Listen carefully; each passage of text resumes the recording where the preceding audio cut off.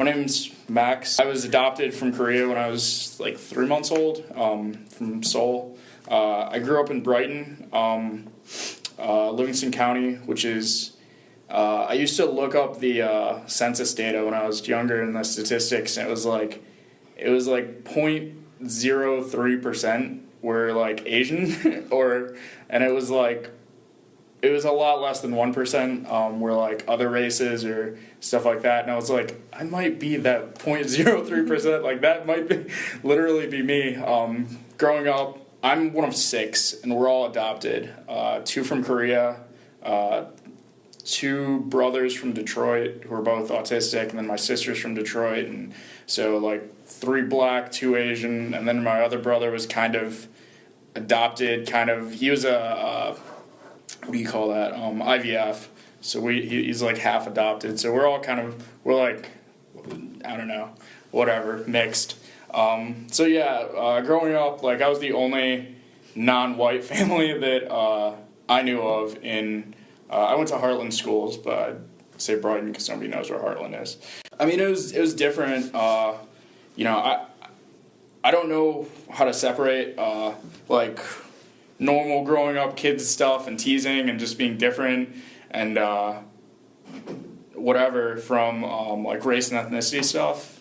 Like I did, I can remember coming home and just feeling like probably crying a little bit because it's feeling different because kids are all white and looking back on it as kids being inquisitive and doing like the slanty eyes thing and being like, why are you different and all that stuff. And as a kid, you can't really, you don't have a good answer for it, but you're just like, yeah, so you don't like handle it as well.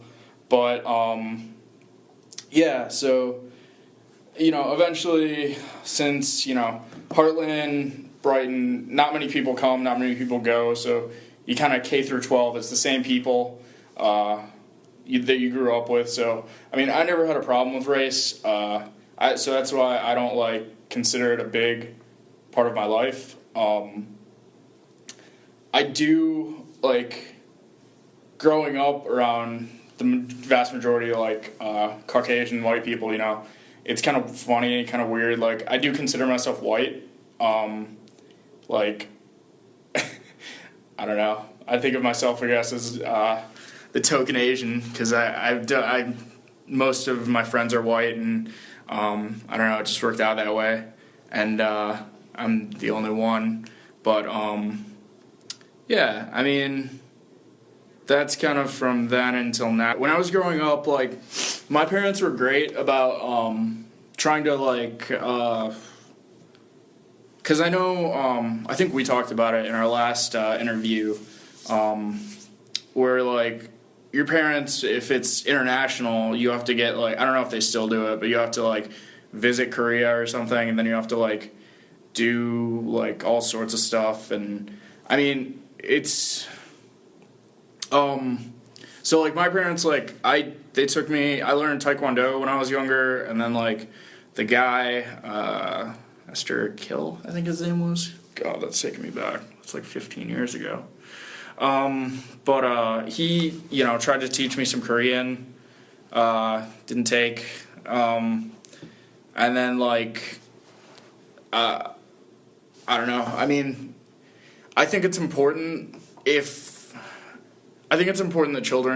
that you teach your children about a culture, whether it's your culture, their culture. I feel like I'm part of a lot of different cultures, but, I don't ever see myself as Asian, part of the Asian culture. My advice is if it's more important that you teach them about, the values that you would want, that you thought you would teach your kids, whether they're your biological kids or your adopted kids, when